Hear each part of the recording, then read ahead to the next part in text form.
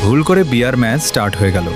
ম্যাচে ঢুকে দেখি আমার সাথে দুজন র্যান্ডম ভাই, কেউ কারোর সাথে কথা বলছিল না। আমরা আলাদা আলাদা লুট করতে রাখলাম। হঠাৎ দেখি আমার মিনিম্যাপে একটা নীল মার্ক বারবার নিজে থেকেই পড়ছে।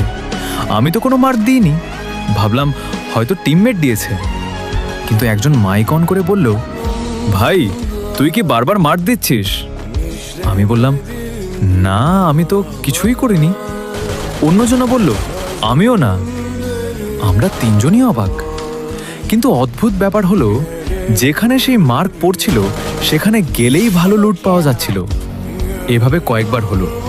শেষ জোনের আগে আবার একটা মার্ক পড়ল। এবারও আমরা তিনজন সেখানে গেলাম, কিন্তু সেখানে কোনো লুট ছিল না, শুধু মাটিতে একটা ডগ ট্যাগ পড়েছিল। ফ্রি ফায়ারে এমন জিনিস থাকার কথা না। আমি সেটা তুলতেই আমাদের তিনজনের স্ক্রিন একসাথে ফ্রিজ হয়ে গেল। কয়েক সেকেন্ড পর স্ক্রিন ঠিক হলো, কিন্তু এবার আমি একা। টিম লিস্টে আমার নাম ছাড়া আর কেউ নেই।